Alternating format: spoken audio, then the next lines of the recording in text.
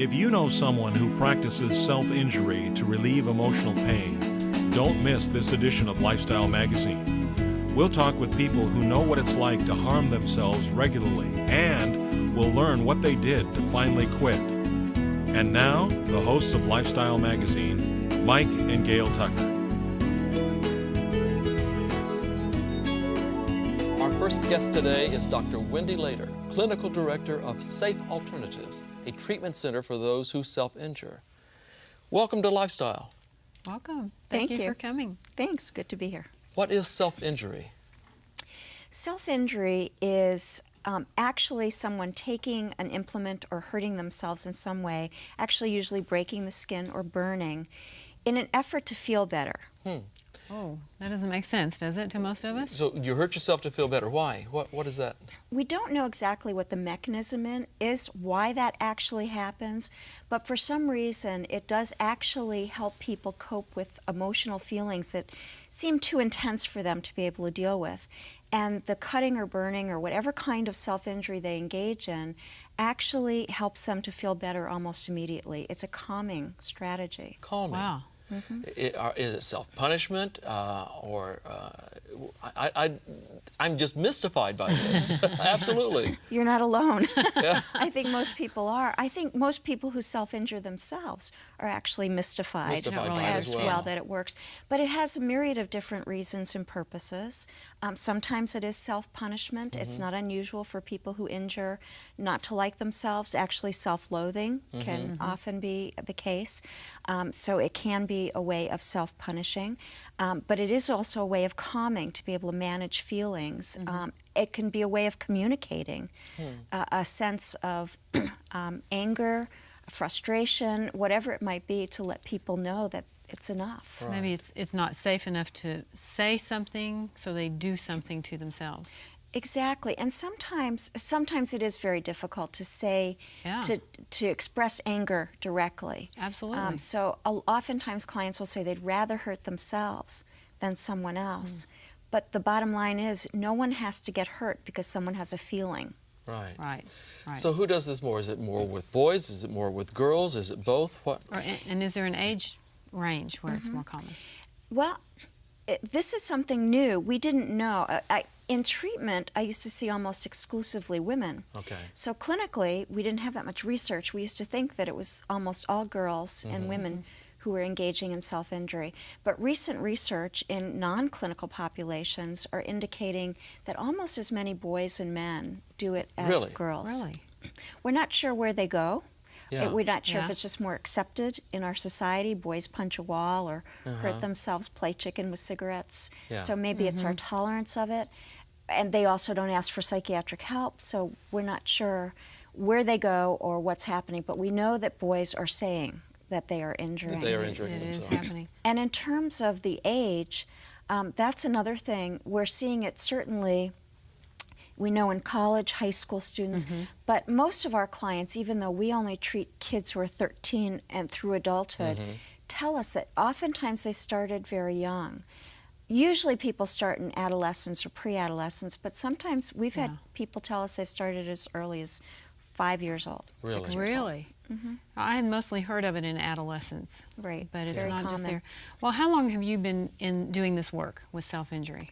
For more than 20 years, been working with self-injurers. So obviously this has been around for a while. Yeah, then. it's not something that I had really heard of until recently, but it's been around. Yes, but it used to be considered a very obscure psychiatric behavior. We used to see it in state institutions and psychiatric hospitals. And we don't know whether that's because people who did this were hospitalized immediately and then they ended up being institutionalized. But I really do believe that this has become much more prevalent. It's not just reporting, that it is much more prevalent, and we're seeing it exponentially. And we get calls all the time from schools, high school teachers and principals and nurses who don't know what to do. It's really almost epidemic. Yeah. What you said epidemic. Do we have any numbers as to how many kids are doing this, or how many people are doing it? We do have Because some it's not preliminary. just kids, is it? No, it's not just kids, and that's one of the things that's very important because people think it's a fad. Yeah. That just ignore it and it will go away.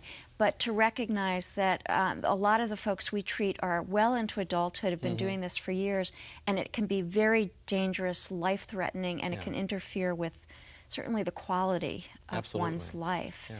In terms of numbers, there's a recent study out of Cornell, and they investigated almost 3,000 college students from a number of different universities, and they found about 17% had stated that they had self-injury. Really? 17%. It's that high. Yes, 17%. And we're finding similar numbers in a couple of studies that have been done in high school populations as well. Any explanation for why? When it's something that basically kind of used to almost be unheard of or was only in the psychiatric hospitals, now it's that prevalent. What would spread it like that? Well, as a psychologist, I'm always asking myself, why now? Why now in society are we seeing this? And I think that there are a number of things that have happened in our society in a relatively short period of time that may contribute to the sense of invisibility that kids are talking about now, the sense that they're not being understood, they're not being seen, they're walking through life. And there are many things that have changed. Number one, we have a much higher divorce rate. So kids are more disenfranchised. They're living in different in different bedrooms, actually, from one household to the other. We don't have the safety net, grandparents, aunts and uncles, people who moved across country. We don't have corporate loyalty anymore. People move jobs every 2 or 3 years. So people really don't know where they fit anymore. Well, what we'd like to do right now is to take a look at a recent documentary entitled Cut to give us better insight to this problem. Oh, cutting yourself and hurting yourself, you must be nuts. Why would anybody sane would want to do that? But it's not, you're not crazy. You got stuff that's going on and you don't have a way to express it. Cutting really, to me, wasn't like a big deal at the time because it was just something for me to get my mind off all the problems that were going on. And now that I've stopped, I don't think I could go back to it. I noticed on the message board when I was getting ready to write for a record that I had a girl say, "Any cutters out there?" And she was certainly not the first person that brought up self-injury. But for some reason, just the way she said it and the response to her question, she had quite a response. And it wasn't just a girl showed up and said, "Hey, me too." It was just me too, me too, me too, me too. My self-image of myself at the time was very much that of complete worthlessness. I felt like, well, this is really what I deserve. This is what I'm for. First of all, nobody would talk about it. There was not a lot of material even to find to read about it, which is very frightening for a parent and you really feel at a loss, and it's not something you can go to talk to your friends about because it's embarrassing. There's a real stigma involved.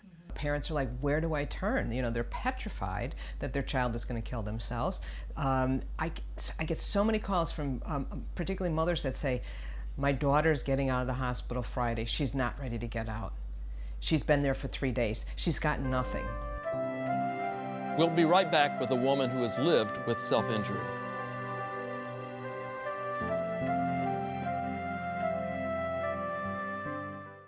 Learn English at home. Just say hello. I'll be honest, at first, I was really frightened. Can you imagine a man my size playing hopscotch? But you know what? It really got things going. We related. I just stopped what I was doing and asked my daughter what she wanted to do. Very good. Next week's assignment is to eat dinner together every night and tell me what changes in your family.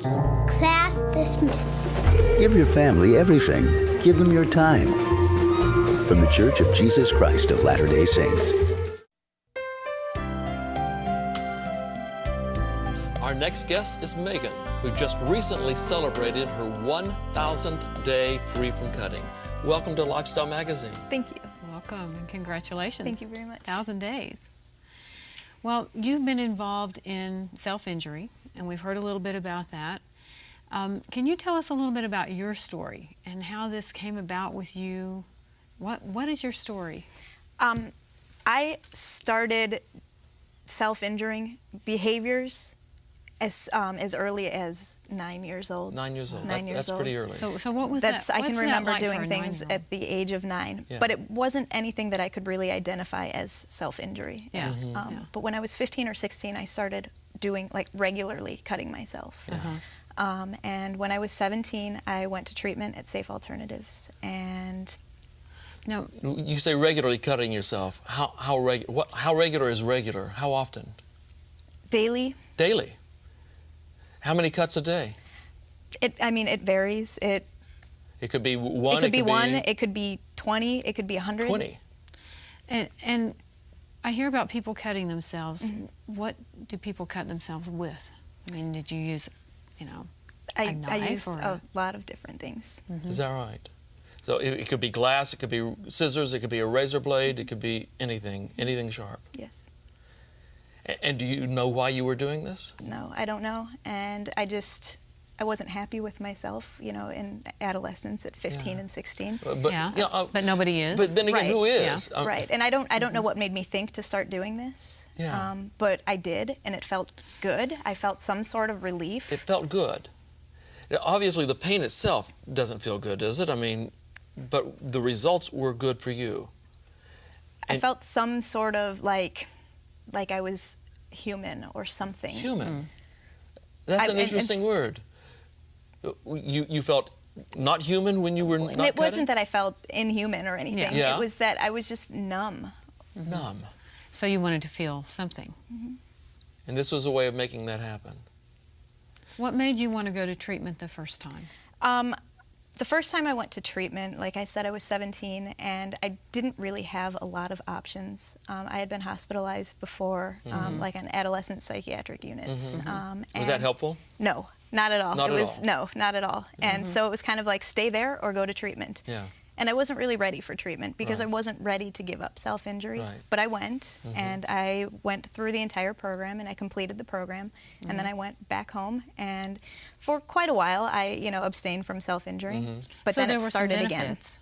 It There was were. good that I mean, you I went. did learn things from the program. That's good. Definitely. Yeah. But I didn't apply them because I wasn't ready to.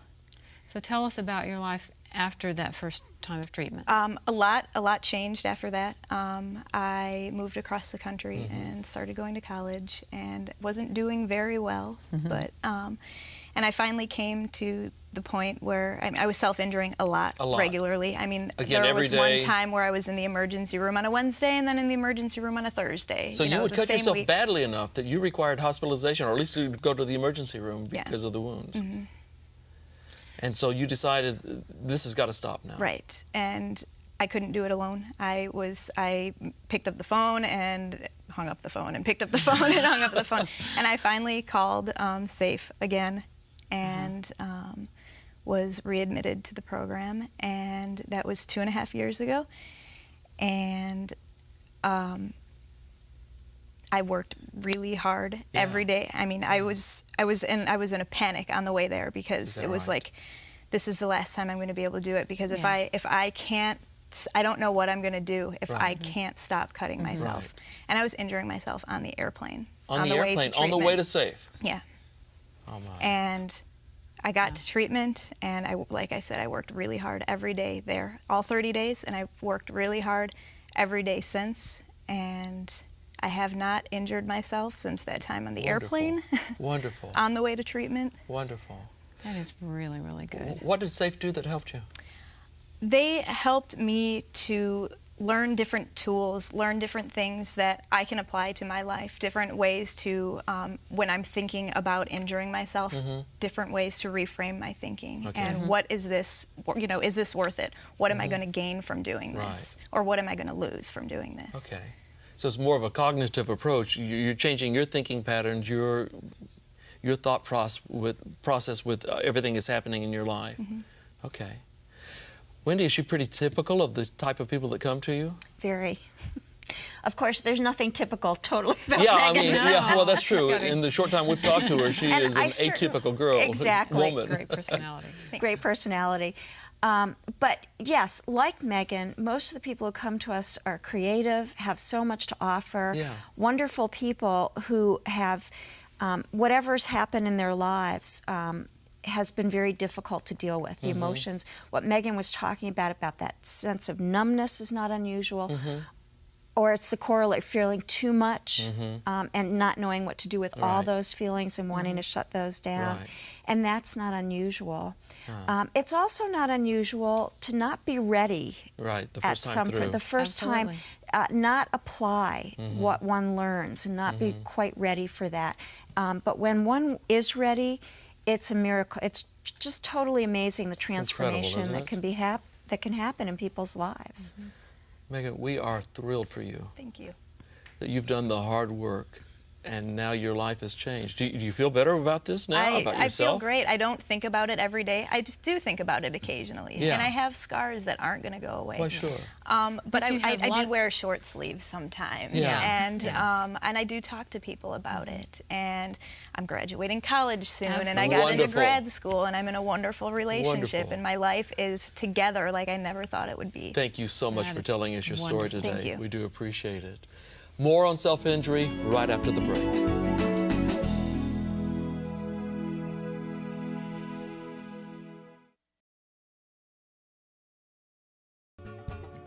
Thanks for watching Hello Channel.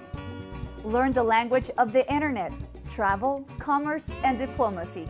Watch Hello Channel and learn English. Do it for yourself.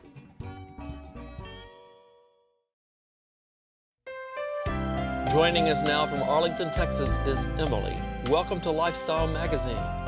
Hello. I want to thank you for your willingness to talk to us today about such a difficult topic. Thank you for having me. So, how long have you been cutting, Emily? I started cutting when I was 17, so it's been about 3 years. Why do you cut? Well, there's 3 reasons why I cut. One is to escape from emotional pain. The second one is when I cut, I dissociate, so it takes me into another world where I can get away from everything. And the third is a form of self-punishment. So what is it that sets you off? What is it that makes you want to cut? Well, it can be a variety of just a vast emotions that I feel. It can be happiness, joy, anger, sadness, or depression that's just very extreme that I just try to get away from. So even happy feelings can leave you wanting to cut? Yeah, just I put myself in extremes, and just to get away from that, it's hard to deal with sometimes. Emily, I know you have some scars on your arms. Would you be willing to show them to us? Sure. So how long has it been since you've last cut? It's been about 5 months. Congratulations. Do you see a day coming when you will no longer have to go through this? Well, I started the process already, but I think that I've been stuck in such a vicious cycle for so long that the thoughts will always be there, but hopefully that each day that I get away from it will make every day a little bit easier. So what would you say to someone who's thinking about cutting right now? Well, cutting is such a vicious cycle, just not to get locked into it. I mean, it completely destroyed my life. I've been through psych wards and hospitals, and I lost all my friends, and it destroyed my family, and it just completely destroys your life. It's not something you want to waste your life on. Emily, thank you for your honesty and openness, and thank you for joining us today on Lifestyle Magazine. Thank you. Wendy, is Emily's story typical of what you hear at your center? Unfortunately, it's very typical. Is that right? She mentioned an eating disorder, very common to have self-injury combined with an eating disorder, and also the destruction of life. A lot of times people minimize self-injury, that it's a fad, everybody's doing it, what's the big deal? But Emily was very clear that she's lost so much through this. She really has. Did you feel that way, that it just overtook your life? It did. I mean, if I couldn't have gotten help when I went back to SAFE, I don't know what I would have done, but I don't think that I would still be here, because it had taken over so much that I didn't want to survive you don't think that you would still be here. Right. So that means that you would have ended your life, or you would have... I don't know. I couldn't live continuing to self-injure. There's got to be a sense of hopelessness at times with this whole process of despair. Am I right, or am I speaking wrong? It is. There is feelings of hopelessness, but there is hope too. That is the key, isn't it? Yeah. And obviously you're living proof of that. That there is hope that someone can recover from this. Yes. That people can get the treatment. And be happy. Be happy. You know, I think that the one thing that Emily said that really struck me again was that she would do this sometimes just to get rid of feelings, and other times to have a feeling. Again, is this something that you experienced as well? Yeah, I completely understand everything that she's saying. That's incredible to me. I guess a part of the treatment then is to understand that all feelings are good to have. Absolutely. You just hit the nail on the head. The core, the crux of treatment is about not getting rid of feelings, but learning to accept and embrace feelings, that they're all part of us, and they all have a purpose, and they're all okay. Even uncomfortable feelings. I don't believe there's such a thing as a bad feeling. Right. There are feelings that are uncomfortable, but it's learning to accept them and to embrace them. Right. They're part of life. That's part of life. Well, you know, this is a mysterious and frustrating thing for families, I think, that are dealing with it. What can families do to help their young people that might be experiencing this? Families sometimes react in two extreme ways. One is to minimize it and to think it's just a fad and just let's ignore it, because if we pay too much attention, it's going to make it worse. And the other is to try to take everything away and to be very hysterical about it. And I can understand both of those tracks. The best thing is really just to hit it head on and to talk to your child and say, I notice this, I'm concerned for you, we're in this together. And we're going to get help. Parents can't really be the therapist, nor should they be. But to pull together as a family and let them know that the child is not alone, is not isolated, that we're all going to work, and this is affecting all of us, and that we care about you. I cannot thank both of you enough. This is your story is just incredible, and thank you for your willingness to share it with us today. We'll be right back with some more thoughts. You stay with us. Watch TV and learn English at the same time on Hello Channel. I cannot thank our guest enough for helping us with this topic of cutting. Wendy, is spirituality ever a component of healing? For many people, it's a very important part of their healing. Our program is non-denominational, but we do have a spirituality group, and that can be a focal point for many people who come into the program. Thank you, Wendy. Thank you, Megan. Thank you, both of you. You've been wonderful and a great help to all of us. If you're cutting, there is help, and we at Lifestyle Magazine plead with you to get some. Go to our website at lifestyle.org for more information and for some resources. And we will see you again next time. You take care.